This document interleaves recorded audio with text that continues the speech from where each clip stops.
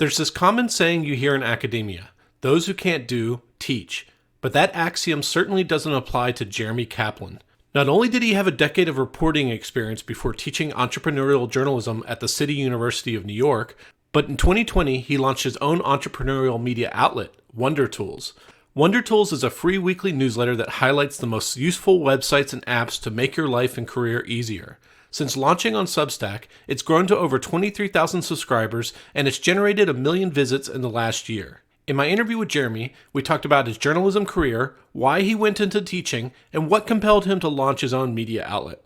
Hello, I'm Simon Owens, and this is The Business of Content, the show about how publishers create, distribute, and monetize their digital content. If you want to listen to an audio version of this show, subscribe to The Business of Content wherever you get your podcasts. Before we jump into the interview, I want to go off script a little bit and talk about my own media business. If you're a regular listener to this show, you're probably aware that there's been a slowdown in advertising across pretty much the entire media sector, and that's definitely affected me as well. If you look back in like 2022, from the time that I launched sponsorships on my newsletter and podcasts, they were pretty much sold out the entire year. I didn't have a single week, or maybe just 1 or 2 weeks, where I didn't have a sponsor. And since the beginning of 2023, I've definitely noticed a downtick in terms of demand and sponsorship inquiries, and actually being able to fill out those advertising spots, specifically in my newsletter, which is where I was generating a lot of my sponsorship revenue.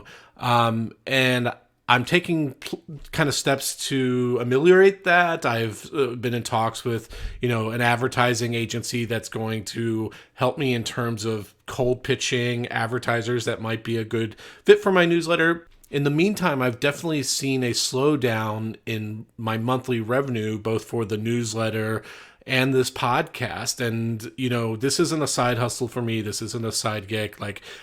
This is my full-time job, and I am working hard every week to interview the top creators, the top media operators, to deliver you insights that, if you're watching this, probably you work in media or the creator economy space, or maybe marketing or something like that. You're probably benefiting from the content I'm creating. And if you have benefited at all from what I do on this podcast, I would really appreciate it if you show your support, become a paying subscriber.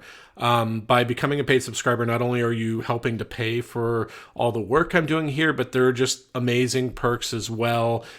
Paid subscribers, they get access to these basically these twice a month office hours Zoom calls that I do, where subscribers get to interact with me, but also I recruit some of the top media operators, the kinds of people who appear on this podcast, and I have them on, and not just answer my questions, but to actually directly interact with our audience. I've had subscribers that have gone on those calls and then come off them and send me emails saying, that one call justified my entire year's subscription. I do think that I'm delivering a lot of value, not just on the free side, but also in terms of the paid content. So if I'll get into our interview now, but I would just love it, just taking a few minutes, show your support. It's not that much money.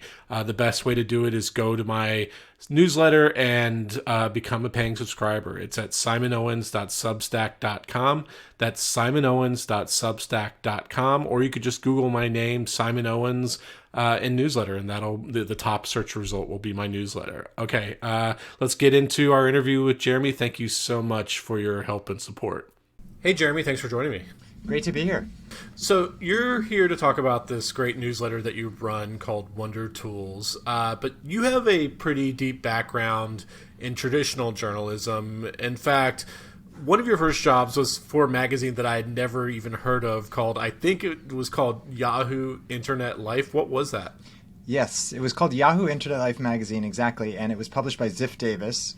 And they licensed the title from Yahoo cleverly. This is back in the end of the 90s, early 2000s, and they licensed the title. Yeah, this is when Yahoo was like the king of the internet. Exactly. So if they called it, sort of Joe's Internet Magazine, no one would care or know what it was. and they called it Yahoo Internet Life. So everyone assumed I worked for Yahoo, which I had to explain to people. No, actually, I work for Ziff Davis, and it's a traditional print publishing company at the time. They published PC Magazine and various others. But it was a great way to learn a lot about the internet. The internet was this new, exciting thing. And our claim was essentially to be the entertainment weekly for the internet. So all the cool sites, all the most useful resources online at the time, all that was new and shiny. So that was a fun place to be.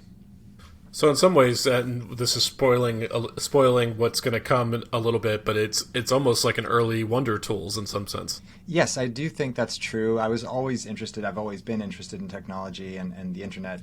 And in those early days, everything was new and exciting, and there weren't that many websites or platforms out there. So it was fun to play around, and maybe that foreshadowed my more recent interest. And where was the magazine based? It was here in New York. In fact, I remember on 9/11 walking out 28 East Madison, or 20 East 28th Street, I guess it was the Ziff Davis building, and I remember looking out on 9/11, like basically walking in on 9/11. You could actually see downtown. You could see downtown, the smoke rising on 9/11. It was not too far from that downtown area. So not Lower East Side, but Midtown East Side, I guess. Yeah. And so what happened to that magazine? My guess is like its titular company Yahoo, it didn't fare very well in the long term. Yeah, it died a lot earlier than the bigger company Yahoo. It flamed out during the dot-com crash, essentially 2002, 2003 period, and shuttered everything. At one point, it reached 1 million in circulation, and they sent the whole staff to Hawaii for an all-expense-paid trip, and it was this big, exciting thing. It was on the rise in the year 2000, but then it quickly flamed out 2 years later, and now it just rests in the dustbin of magazine history with so many other print publications that have shuttered since then. Well, like when you worked for it, did you like tell people where you worked? They're like, oh yeah, I read that magazine.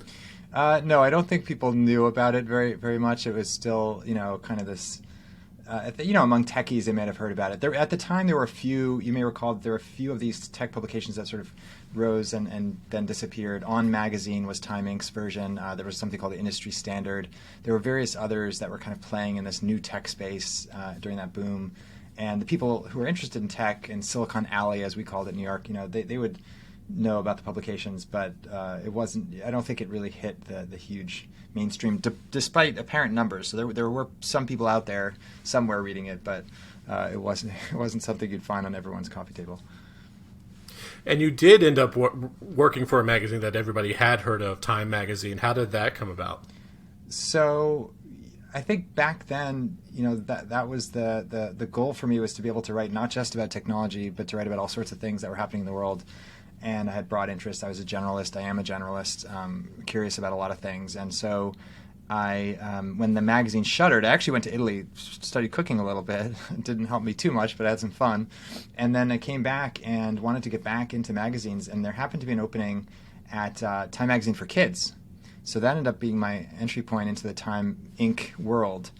And at the time, I also interviewed for World News Tonight, the ABC News with Peter Jennings, which was exciting and fun and cool, and a completely different path that didn't end up taking. And I wonder what the world would have looked like to me if I had taken that different path. But I ended up at Time for Kids, Time Magazine for Kids, which was a blast. Kids will tell you if your article makes no sense or if it's boring. Or if it's really interesting, their eyes will light up. And so I loved going into schools and talking to kids about whatever the news was. And we didn't talk down to kids. That was our big focus, was not sort of telling kids about birds and trees and happiness. It was telling them about the news in terms they could relate to and understand. And that was a great learning experience too, because you have to be really concise and really clear in your language. So that was good writing training.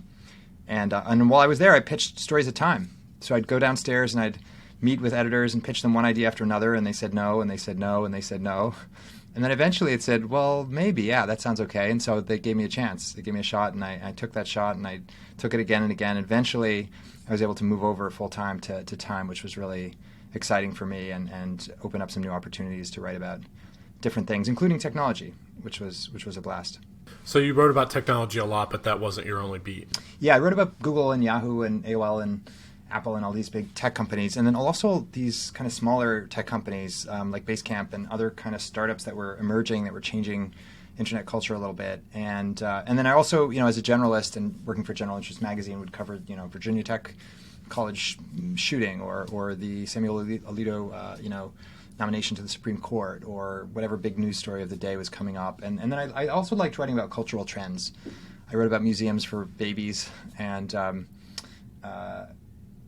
reverse boycotts. I wrote about all sorts of sort of cultural things that I just found interesting, and small businesses that were competing with the massive giants in different industries, which I had fun writing about. But it was like profiles and kind of general interest articles. You weren't writing like a practical guide to use like Basecamp or anything like that. No, it definitely wasn't service journalism at that point. I did write, we had front of the book and back of the book sections, front of the book called Notebook, and then back of the book section, which did have some kind of tips and sort of the coolest sites for this. Once in a while I would do that, but that was not a huge part of what we did at the magazine. Yeah. And you eventually decide to go back to grad school. Why? Yeah, I always wanted to keep learning. I've always loved school. I've always been curious and wanted to learn more about a lot of different things. Also, just as a practical matter, at Time Magazine, there's 100 people who are generalists, at that time, and they're all, really good writers and smart people and have similar credentials and backgrounds and knowledge. And so to stand out, I think you needed some kind of expertise. I still find it really important to have some kind of expertise or specialization. And so I didn't feel I had that, and I wanted that. And so I thought that the Knight Bagehot Fellowship at Columbia would be an opportunity to get a little bit of that, a little bit of deeper business understanding, business training. And so I did that at Columbia and stayed on for a second fellowship at the business school called the Weekers Fellowship, and that gave me an opportunity to complete the MBA program, so I could then, at least theoretically, write a little bit more authoritatively about business, or at least understand a little bit more of the nuances of what was happening in the business world to write about companies a little bit more effectively. And so I spent a couple of years doing that, learning and opening up my mind a little bit and getting some MBA training. And that led me in a different direction. Yeah, so like Time Magazine, obviously it's business eventually, which was this amazing moat in the pre-internet days, because it was kind of Henry Luce, his brilliant idea was that you couldn't actually subscribe to all the newspapers across the United States and the world, and he could basically he was one of the first aggregators of news, but obviously with the internet it did become incredibly easy to access all those newspapers, and anybody could start a blog and become an aggregator, and that kind of cratered Time's business model. Was part of your motivation is that you were watching kind of the journalism world implode and you wanted to maybe go into academia as kind of a safe haven at all, or was that not really at the back of your mind at all? Yeah, no, absolutely it was. I got married in 2007. I wanted to be a dad who was available and home as much as possible also, and I felt a lot of stress, staying up late nights and being on deadline. I wasn't writing, path-breaking stories necessarily, or covering Afghanistan or anything that was sort of earth-shattering, but I still felt stressed about getting the stories right every week, and I felt that I was pulled to the office so much of the time, and I was fine doing that in my 20s, but I sort of eventually imagined, again, being a dad who was there and around at nights and not off traveling and working more reasonable hours, and also having stability. As you mentioned, the magazine industry was struggling and continues to struggle to this day. And so that was a path full of uncertainty and unpredictability. And so I definitely felt like, okay, maybe this is an opportunity to move to a more stable arena. Also, I like working with people. I like learning from people and talking to people and teaching people and sharing. And Time Magazine was a fantastic place, and I learned from so many different editors and writers there. But it was a place where people were doing a lot of their work independently, sitting in front of a computer screen.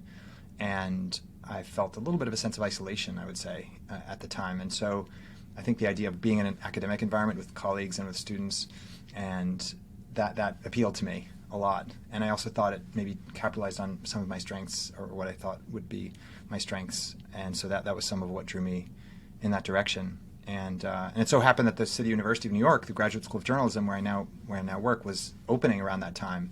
It opened in 2006 as the first public graduate school of journalism in the Northeast of the U.S. And so the timing really was fortuitous for me to step into more of a teaching role. But it wasn't like a traditional journalism, it was entrepreneurial journalism, right? Yes, exactly. Yeah. So part of what was exciting to me was that the program that I ended up being involved in and was kind of recruited into by Jeff Jarvis into the school was exactly what you said, the Entrepreneurial Journalism program. So this was at the intersection of journalism and technology and business and education. It was all of the things I was really excited about, and it was just beginning. And I had the opportunity to kind of help shape the vision for what that would be and figure out what the program would look like and what the curriculum would be and who would be teaching and who would the students be and how would we organize it. It was really exciting kind of startup opportunity. And there's no textbook in entrepreneurial journalism at the time. The industry was shifting and continues to shift so dramatically and quickly. And so it was an opportunity to kind of be part of this really exciting arena. And Jeff Jarvis, who always has very provocative ideas and willingness to experiment and try things out, was a good partner to do that with. So I was really excited to dive in. And so, like, what are the things that you do with students? Like, do you help them? Are they supposed to launch some kind of journalism project while at the school? Like, how do you teach that? Yeah, so we basically create a sandbox. We create an accelerator kind of environment, a startup environment where we bring people in. And in the first phase of the program, between 2010 and 2019, we did it all in person.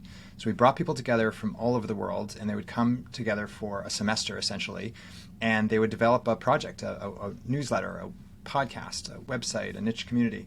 And we would help them with three aspects of that venture. We'd help them with the product and thinking through who is this for and how does it work and what does it look like and what platform is it and what's the value proposition. We'd help them with the audience and community building and growth and how do you reach people and how do you grow and how do you sustain engagement with your community. And then thirdly, the monetization aspect, the sustainability piece. How do you actually make money with this newsletter or with this podcast or whatever it is that you're building? So we focused on those three fundamental areas, and we help people to move ahead with their vision and create something new and build something new and then sustain it over time. And we did that through a number of different classes and workshops, and we had an apprenticeship program, and we very much tried to be in the world of New York City with the media. So we'd visit the big tech companies, the big media companies, big startups in the area, try to learn from what they're doing, and then host workshops with practitioners, people who are generating revenue, selling ads, selling subscriptions, creating new kinds of event series to give people some inspiration and some ideas and some practical kind of insights about tactics that might help them build their ventures. And since 2019, actually before the pandemic, we shifted our model to online. So now we work with people, independent journalists, primarily all over the world. The current group is 35 different people from 19 different countries. And they stay with us for 100 days in this virtual online program. And they launch their newsletters or their podcasts or their niche websites. Some of them already have something, but they build it to the next level. That's part of the group is already in operation, but they want to get past that next phase. So we help them to the best of our ability to do that. And it's a blast. It's really exciting. And some of them have done some amazing things and built some amazing projects. So really proud of what they've done. So is it like a traditional undergrad or graduate program, or is it like the MIT Media Lab where they're coming in and almost acting as like a research capacity? I don't understand. Yeah, so it's practical. It's practical training. So they are building something. It's the closest model might be an accelerator, where they're spending time here to advance their project. It's not academic in the sense of it's not abstract. We're not looking at the history of journalism. We're not looking at theories of community communications or things like that. We're talking about very practical issues like what are 10 different revenue approaches that are working for newsletters in North America, and how do they differ from newsletters that are in other parts of the world, in Europe or Latin America or Asia or elsewhere. We're looking at growth strategies and what are the kinds of tactics that have worked for projects that are in the Membership Puzzle Project, for example. Ariel Rolnick is one of our instructors, and she talks about how membership works and what are some of the tactics that people are using. So it's very practical. It's very oriented around things that people can implement with their projects and can put into practice. So that they're learning in a live session on one day, and then the next day they're actually trying out that tactic. They're thinking about that pricing approach, or they're thinking about that community engagement strategy, or they're sending a reader survey to learn more from their readers. You posted recently about how important the surveys are. Yeah. But are they like coming away with like a bachelor's or master's No, degree no, it's in a non-degree. entrepreneurial journalism, or it's part Non-degree. Oh, it's yeah, a non-degree. Non-degree, yeah. Oh. Yeah, yep. So we found that people want to learn. They want the information. They want the ideas. They want the insights, the experience. They don't care so much about the formality of the degree. We do give them a certificate of completion, and for some people that is valuable because it shows that they've completed something that's important and valuable. And it's selective. So we've had about 600 people apply in the current instance of the program, and accepted about a fifth of that number. So it's a highly selective kind of strong group of people, and what they're really out for is ways of improving the work that they're doing, and also building this international network. So they're meeting colleagues around the world.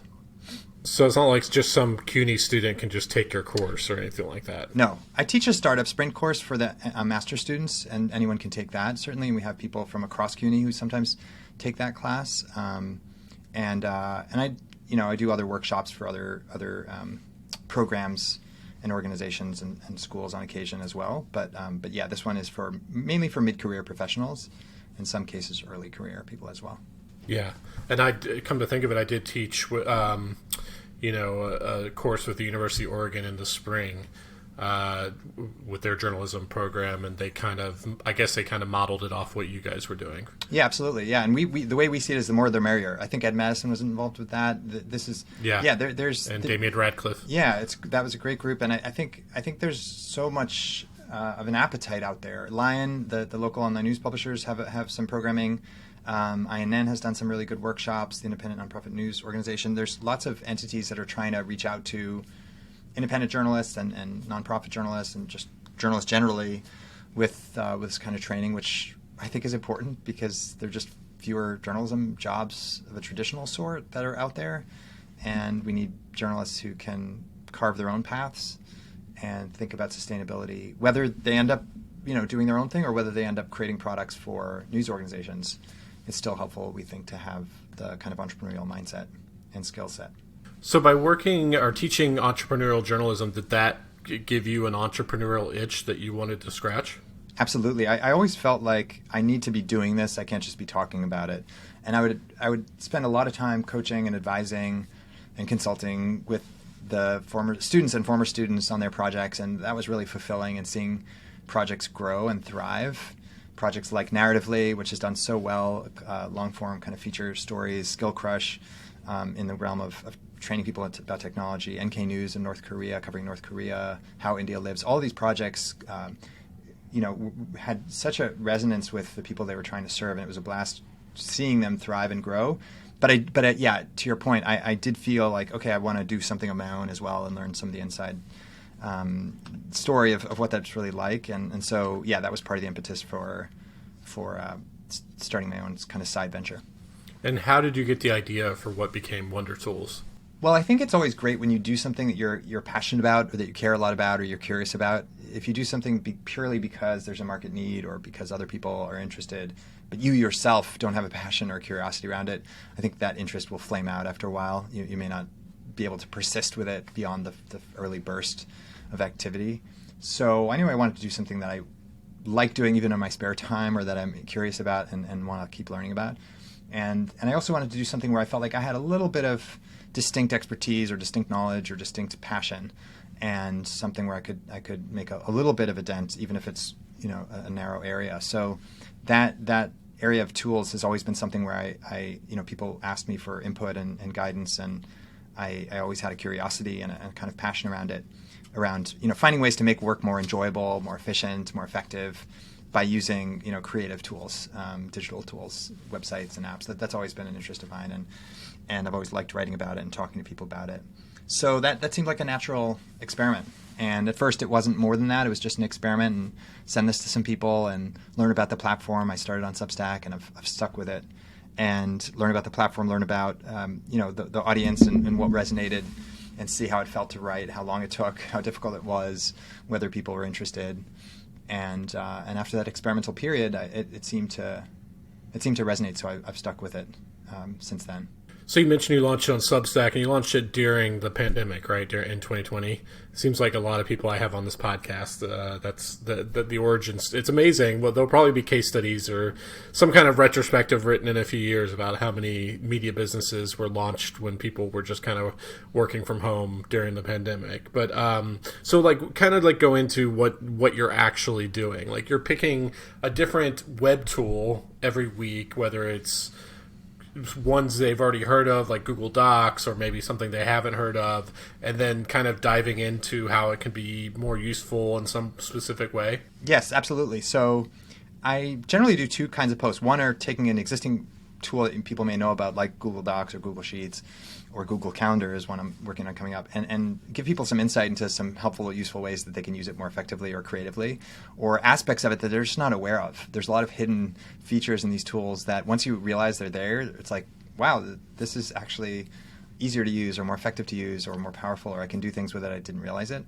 So some of the posts are unlocking those kinds of things, and the other are introducing people to things that they haven't yet tried or didn't realize are out there, and doing so in a way that's speaks to the layperson, not someone who's a super techie, not someone who's spent years examining the software, but someone who's just kind of curious and exploring. So as an example, I wrote recently about text-to-image software tools, so tools that you can just type in a text phrase, right, a prompt, and it will generate an image for you.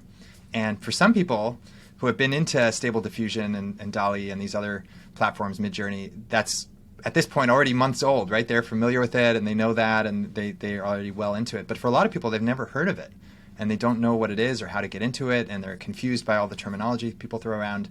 So I introduced people on the occasion of Canva launching it, which kind of made it open to the mainstream, right, for free. Anyone can just go on Canva now. And just explain what it is, how it's useful, why to use it, when to use it, some examples, and then some limitations and some differences. How does this platform differ from a couple of the other options? So give people a quick, scannable overview of some new stuff that they may not have known about and can read in a few minutes and kind of then act on if they want to. If you read or listen to interviews with Brian Lamb, the founder of Wirecutter, he talks about how during his years in Gizmodo and in tech journalism, how tired he got of the kind of constant need to break news, the iterative updates, like this gadget added this little piece of software or design or something like that, where it was just like constant throwing new updates in your face, where he wanted to create something with Wirecutter that slowed down, was a true piece of service journalism that said, if you want to buy a laptop, I'm going to test out every single laptop and tell you which one to buy on a budget, or different stuff like that. And obviously Wonder Tools is something a lot different than what Wirecutter is. You're not trying to say this is the best of something or anything like that, but it seems like it's that similar ethos of service journalism of like, I'm only going to publish occasionally, like once a week, every Thursday, and I'm going to take you deep on one and tell you about this one thing. Is that kind of how you're thinking about it in terms of the like, you want this to have a lot of utility. You don't want this to compete with like a Verge or TechCrunch or anything like that. Like, you want this to be a pure utility type of publication. Absolutely. Yeah, I'm not breaking news. I'm not covering in-depth investigations within, like the markup or the information in terms of the tech industry. I just did a reader survey. A reader did write to me and say, I think of this as Wirecutter for the web. And so some people do look to it for, I'm trying to figure out a transcription tool. Here, what should I use? Or I'm trying to figure out, I'm making slides. I'm tired of PowerPoint. Like, what should I use? And I do offer that from my own personal perspective. I say, here's what I use. Here's what I think of as the best tool for this, having tried a bunch of them. I really like this one. Here's why. Here's how I use it. Here's an example of what I created with it. Here's what I find to be its limitations, right? Because it doesn't do this, it doesn't do this other thing, this third thing it does poorly. So it's an independent, objective view from my own personal perspective. And here are some alternatives if you want this other thing, or if you have a bigger budget and you want something more expensive or whatever, more powerful. So I do offer that kind of a view in some cases, when I think there is something that merits that, when there's a strong tool that I think people really could benefit from, and when I feel like it's the strongest tool in that category, I will say so. But I will also say that it's got limitations, because I feel like it's really important to be objective and not to glorify any of the tools. They're all, they've all got their strengths and weaknesses, and it's I find that readers appreciate and trust the newsletter to the extent that they know that it's going to be fair and sort of not just, I'm not promoting anything. I'm simply writing about what I'm excited about, what I'm using, what I find most useful. And over time, I think people gradually develop a trust in that. And that's why I think with newsletters, and your newsletter is an example of this, when they trust a person's voice and they trust your judgment and they trust your consistency and reliability and authority, then eventually they value that voice and that view that you bring to whatever subject you're writing about, which is, I think, the nice thing about having a relationship with the reader without the intermediary of a publication, or without the intermediary of layers and layers of editors and so forth. And I'm kind of surprised you went with Substack, because if you look at the success of Wirecutter, part of it is because it just ranks so well in Google because it's evergreen, it's really in depth, it's original information that isn't published anywhere. Seems like your publication would do really well in Google because it's so in depth and is so practical. Like, news you can use is like perfect for SEO, but you went with Substack. I mean, do you think that there was obviously it's great from a newsletter perspective, but in terms of like SEO, do you think you might be tying your hand behind your back at all by having a platform that's not that great for SEO? I've been surprised by how many people find it through the web. So I do think that people are able to find it online by searching, and I also frankly didn't want to do the duct tape kind of sticking together multiple different services and managing all of the kind of infrastructure myself. I kind of wanted to outsource that because I wanted to focus on the writing. You liked that it was right out of the box, working perfectly. Yeah. And I also wanted the experience that a lot of other folks were going to have, because again, part of my motivation was to walk the walk and talk the talk, so I could show other people how this worked and learn from their experience. So I wanted something that other people were also doing. And I did experiment a little bit with review, for example, and I think there are certainly other MailerLite. There are other platforms that I think work well, and people do really well with ConvertKit. I think there are a number of platforms which work well, so I don't think by any means that Substack is the only platform for everyone, but it sort of checked the boxes that I was looking for. I also will say, full transparency, I knew Hamish for a while. Hamish had been a guest. Hamish McKenzie, one of the co-founders of Substack, had come to my class, and I'd seen the platform sort of emerge and grow, and enjoyed talking to Hamish about what it was and how it was growing and how it was evolving. And so part of my motivation was also like I wanted to see how the platform would develop over time and experiment with it myself. So that was some of the motivation for it. And so you launch in 2020. How did you start finding an audience? Because I think it eventually has grown to over like 14,000 subscribers. So how did you start getting some early momentum? Yeah, it grew slowly, I think, at first. I was writing occasionally for Poynter. I'd been a fellow at Poynter way back when, and so I pitched a couple stories to share. They had a newsletter called Try This,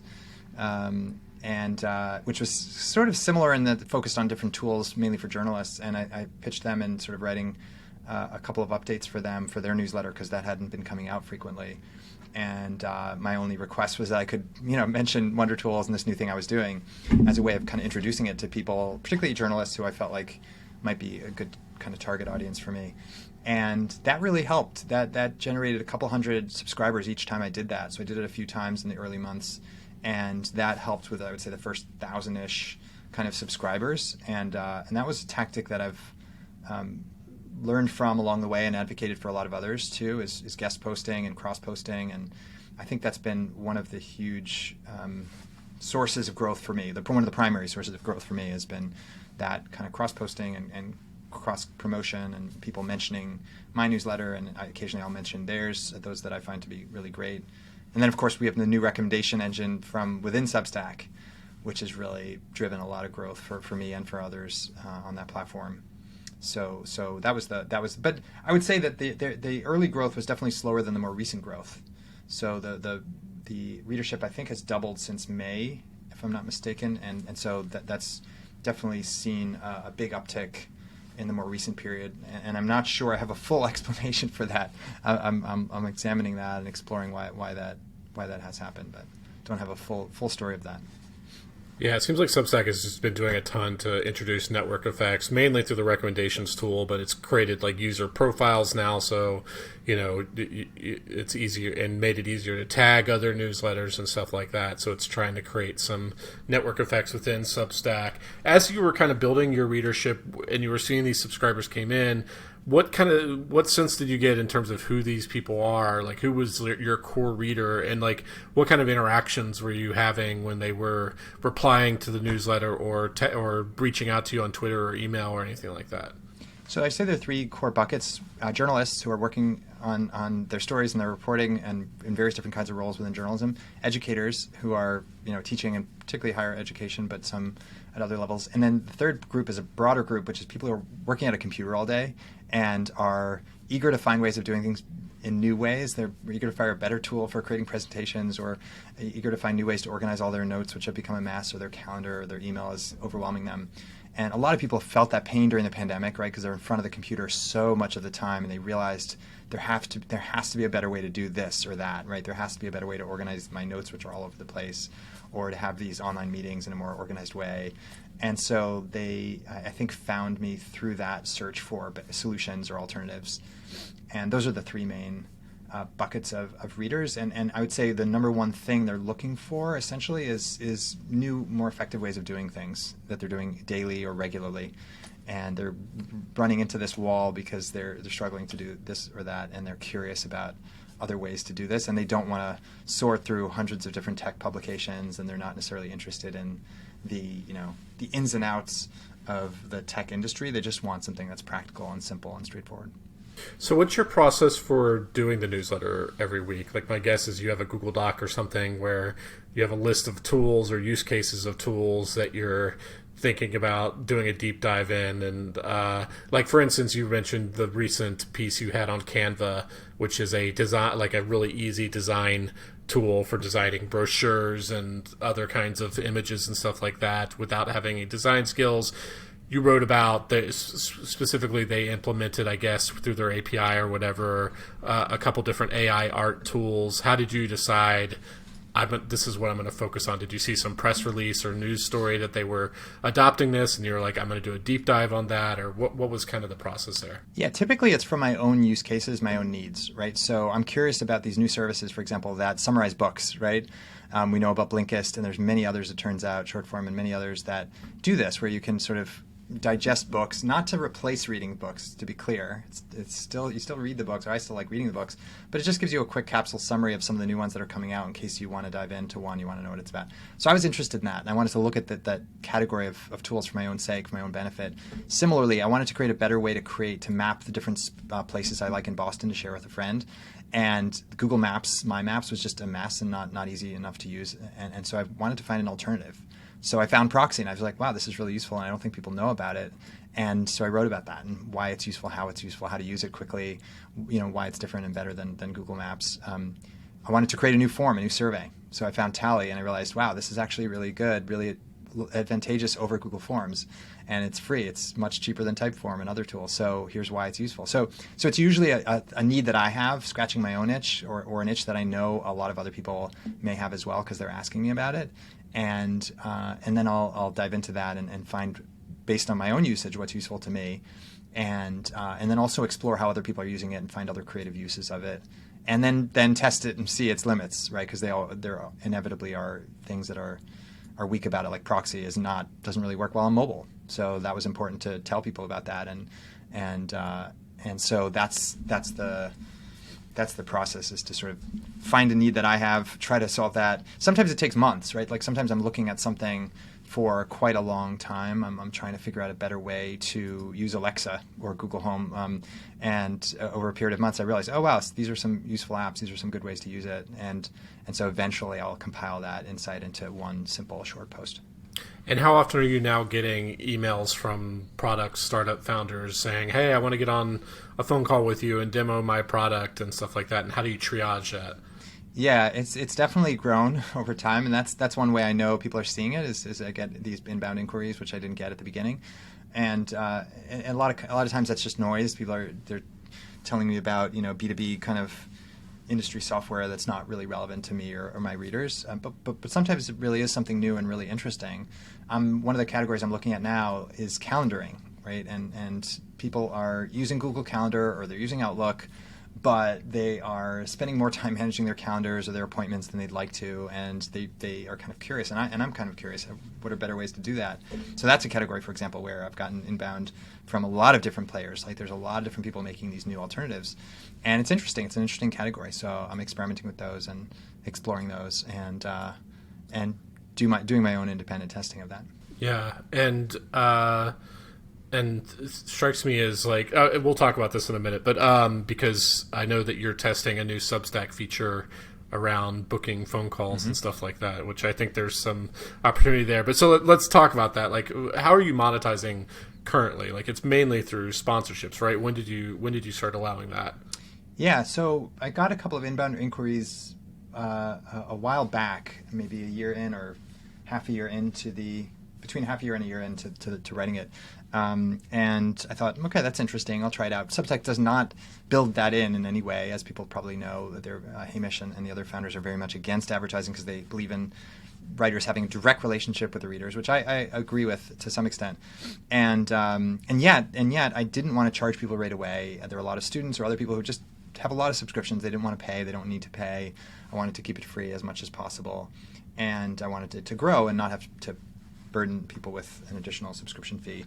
So I felt like sponsorship would be a way to experiment with some revenue. And so I've continued to do that. SwapStack was a big part of that for me. I didn't want to go out and find tons of sponsors, and SwapStack just made that super easy. It's just a platform that connects brands to writers, basically. And so I put Wonder Tools onto SwapStack, and suddenly there was a lot of inbound inquiries, and I said, sure, I'll put a small sponsored message. And to me, it was really important that it said sponsored message, and it was clear this is not me advocating something. It's not something I'm writing about. It's just a separate brand reaching these readers with a specific sponsored short message that's not too cluttery or distracting.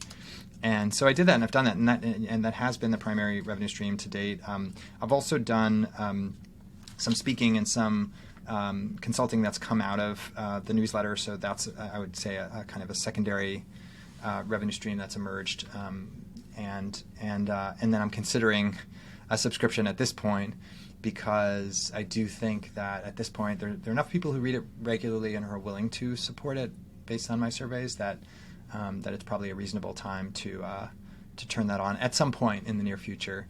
And the recognition with any of these newsletters, as people probably know, is 90 to 95% of people are going to stick with free, and I'm never going to put everything behind the paywall. There'll always be stuff people can read for free, because for most people that's fine. That's all they need. But for some people who are really interested and really loyal and really appreciate it, they will pay a little bit more for full access to all the archives, for some special access to additional material and additional bonus things, handouts and tip sheets that I create that I can give to people that they might benefit from. And sometimes I get invite codes from stuff that I'm using. I'm happy to share with people who are interested. And so those kinds of things might be benefits for people willing to pay a little bit for a subscription. Yeah, I mean, I'm kind of on the opposite. I'm wondering if subscription would be the best business model for you, because you have such a consumer product focused newsletter, which is just so good for advertising. You have early adopters, people who are eager to try software tools. And there's so much, obviously, in terms of the core demographic that so many software companies want to reach. You have that demographic, so you could probably charge a huge premium. Strikes me as what Wirecutter does. I did a profile of them several years ago, and what they do is they have their editorial team working on, and a lot of creators are doing this now, where they're reaching out to products that they actually use or have already kind of endorsed for free and saying, hey, look, I've already proven I like your product, and so I can say with a straight face that I love your product. Here's a link to the article I already did with it. And then they're more willing to work with someone who can heartily endorse the product versus someone who's just copying and pasting the ad in. It seems like there's, if you had someone who just went through your archives and started like this is what the Wirecutter people do, is like they know what the editorial pipeline is of, like, we're going to have an article about credit cards or something, like with the best credit cards. So they'll reach out to those people. The advertising team will reach out to the credit card companies and saying, hey, let's set up a formal business relationship because this article's going to be going live, and no, we're not going to let you tamper with the results, but we know, like having those sorts of relationships. I also wonder if like online courses would be better for you in terms of going deep on products, like through video and stuff like that, or something about how to just make your setup more practical. I don't know, stuff like that versus just saying, I'm going to send you an extra newsletter every week and you can pay to subscribe. Yeah, I hear you. I'm definitely not going to send an extra one every week. It's the bonuses will be not polluting people's emails. There'll be special things that they get periodically at best, and because people they have enough. A lot of people, they don't want more every single week. But I think there's also a concern that people have. They want to be clear that the writing is fully independent, and even if you say, yeah, they're not affecting the content, if there's content that's related to something I'm writing about that's an advertiser, it starts to raise questions in some people's minds. Or, is this person really independent? Okay, yes, they're writing about this company, and yes, wait, I thought I saw a sponsored post a couple weeks ago. It starts to potentially raise these issues in people's minds. And I think it works well when they're advertisers in a different area, completely unrelated, and many of mine have been really unrelated. They're kind of hardware things that I'm not writing about, or they're kind of, they're ancillary services that aren't stuff that I would write about directly. But when it starts to be the same kinds of things, it's a little trickier. Yeah, so I was thinking maybe it could be like you could target advertisers that you already wrote about in the past, so that at least you've already rendered your judgment. Yeah. And then the advertising happens after the fact, so then it would make your judgment at least a little bit more, ethical. So there's a little bit less of a crossing a line there. But I understand, given you're just a one-man operation, that it's hard to kind of have that separation. Yeah, but I think it's an open question I'm still exploring, and I think the online courses point is a great one. I surveyed people about that actually recently, and people did express interest in a fresh start for the new year kind of course. A lot of people want to reset their emails out of control, their calendars out of control, their documents are all over the place, their notes are all over the place. They want a space where they can just clean things up a little bit for the new year. So I'm going to offer something like that on a small scale for people as an experiment, an online course for readers and others who are interested, and we'll see where that goes. If that resonates with people, then I may build on that. And certainly, as a teacher, my day job, I'm teaching, so I like teaching. I like doing that. So that's something I definitely would be open to doing for the community, and we'll see if that resonates with people. What about like affiliate codes? Like how many of these products you're writing about, if you just plug in a simple affiliate code, you're already writing about them, you might be recommending them if you just plug in that URL and they become a paid user of Canva or whatever. Is that like a real possibility? Yeah, I've experimented with that a couple times. I do think that's fine. I think, I've thought about this from the perspective of a reader of various different, I read 200 odd newsletters. I don't read them all every week, but I subscribe to them, and I notice when they're mentioning affiliates and how they mention them, and I think I'm fine with that. I think if people are upfront and they it's not changing what they're writing about, then I think it's fine, and people understand that that's how the internet works and that's how people can make a little money. And so, yeah, I do think that's a possibility, and I've done that a little bit, and I'll probably do more of that, and just have to figure out what the language is and how I clarify what that looks like for readers. But yeah, I think that's a good tactic as well. And you mentioned the consulting angle. I could see if I were a software product creator, given your level of credibility and expertise, paying you to use my product and take notes about how it could be improved, different stuff like that.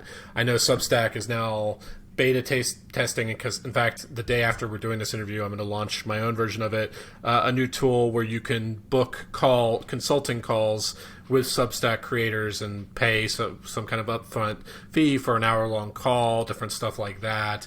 Like, what is your thinking on that? Yeah, I've enjoyed doing that. I've enjoyed coaching people. I think that it's a way to have direct contact with readers or with people who are interested, and to help them directly, hopefully. And the challenge is the scalability, right? There's only so many hours, and I have a full-time job already, and two lovely little girls who I like to spend as much time as possible with, so, and my wife. And so I don't want to stack on too many things that require one-on-one time, because that's just a lot of hours in the day. So I think actually the online course approach may end up resonating for me more so than the one-on-one meetings. Although I'm planning, my kind of current thinking is to just have a couple of those any given week. 1 or 2 a week, hours associated with that, and then see how that goes and see how much value I can offer to people and how beneficial it is, and how I can box it. So if it ends up bleeding over, some projects bleed over into other time, and then that becomes an additional set of tasks and obligations. If it's stuff that's self-contained within that hour or 2 hours, that's also a lot more manageable. So, but I do think it's a good opportunity to spend time with the people who need it and value it. So with SaaS software tools, obviously they're constantly launching new product updates and shipping new features and stuff like that. How often are you going back to an older article that you wrote like 2 years ago saying, the screenshots here are kind of out of date, there's been several updates, and what's your, do you go and edit that old piece? Do you write a new one? What's your thinking on how to, because this is kind of evergreen content, how do you keep it, up to date? Yeah, I definitely do think that there's value in bringing back a focus on something that's been around for a while. Sometimes an older tool is still useful and there's a newer version, or it's been updated. I'm actually updating a piece now for the Thanksgiving period, so that I don't have to create new content. And at the end of the year, I'll have a refresh of an old post, because I want to be able to take a break. And for some readers, they've never read that earlier version anyway. So for them, it's new, and I can update it relatively easily, rather than writing something completely from scratch. So I do find, and now that I have 130 odds different posts, right, I can go back through the archive and find something that, actually I didn't mention this alternative, or it has this new capability. And so, I do think that is a nice opportunity to refresh things periodically. Takes the burden off the content creation. It's a beast you have to feed. Anyone who's writing a newsletter, that's one of the sort of dirty secrets of the newsletter world, is that you just have to constantly feed the beast and spend hours if you're trying to do quality work. It takes a lot longer than people who are reading it probably assume. And so any ways that you can find to limit that or reduce that means more sustainability for you as a creator in the long run, because otherwise there's a big risk of burnout. We did we did 6 case studies at the school at CUNY. Recently we published 6 free case studies, and one of them talked about life balance, and how many creators basically face burnout and end up either quitting or wanting to quit. And so I think it's really important, crucial for people creating things, to find ways to either outsource some of it, to find guest writers, to find ways of using their archives and repurposing material, and also just not promising too much to their readers so that they don't overburden themselves. So given that you are so focused on web tools, what are the tech products you use on a weekly basis that make creating your newsletter easier? So there are a lot of different tools. I actually posted about this a little while back, and I'll list a few of them. So for writing, I use several different tools. IA Writer allows me to start with a blank screen, free of distractions, free of bells and whistles, and free of clutter, just the words. And it also has a couple other features, like it'll show me if I'm repeating certain words or using a lot of adjectives or using weak sentences. So I like that. I also use Google Docs when I'm including a lot of links, because it actually will find the correct link very quickly, and that's a time saver for me. Also, typing with my voice through Google Docs, allows me to free my hands from the keyboard and just look out the window and be more kind of in creative mindset. So that's a writing tool that I use. I use a lot of shortcuts with Alfred, which is a quick key that essentially allows you to open different programs and create snippets of text that you can draw in efficiently. I organize notes up till this point with Roam, so that's sort of my digital notebook. But I'm moving now to 2 new platforms. One is called mem.ai, and the other is called Tana. And the idea is basically to be able to find anything from your notes very, very quickly, without having to hunt through various different notebooks and stacks of different notes here and there. So that's an important resource for me. It's basically my second brain, to use Tiago Forte's framework. It's where I have all my ideas and lists and materials. So those are a couple of the tools that I use. I also rely on Superhuman for email, because email is where a lot of stuff's coming in and going out. And I'm experimenting, as I mentioned, with a few different calendaring tools like VimCal and FantasticCal and AccuFlow. And those basically just allow me to make appointments quicker and make sure my schedule is in order and engagements are easy to find and easy to follow up on. So those are a few things. And then I use a tool called Craft to organize some of the notes that I'm going to share externally, because it's just a beautiful way to share visual notes with other people. So those are a few. There are many others, but those are a few that come. Yeah, that's way more elaborate than my writing setup. Well, you're just a one-person band right now. You have a full-time job as a professor. What do you think your ambitions are going forward in terms of, is this just always going to be kind of like a side hustle thing that you're creating, or do you think you could ever try to scale it or hire people or different stuff like that? I'd like to find more collaborators is the way I think of it for 2023. So I asked in my survey of readers recently, about people who are interested in collaborating in terms of writing or editing or designing or partnering in various other ways toward monetization, et cetera. And I'd love to find those collaborators and work with people and help them and have them help me. And so that will help hopefully a little bit with getting some support. But for me, it is a sandbox. It is an experimental space where I can learn and also hopefully help people, but kind of have fun along the way. So I want to experiment in the coming months over the course of 2023, actually, with audio and with video. So I think there's opportunities to have these kinds of conversations about tools and about related issues for people. I think video, to show people how these things work, that's something I've heard from readers a lot. They like to see quick demos. So I want to do more of that. So those are two things that I'll be experimenting with, and then finding new collaborators to partner with in new ways, because that's always fun and always a way to get past isolation. We talked about the pandemic earlier. For me, it really did emerge from this sense of isolation early in the pandemic and wanting to engage with other people and share with other people when I couldn't be with other people. And even though we're kind of emerging from that part of the pandemic period, I still feel the urge to be in contact with people, like with readers and collaborators, and share things with them, but also learn from them and work with them. And so I definitely want to do more of that.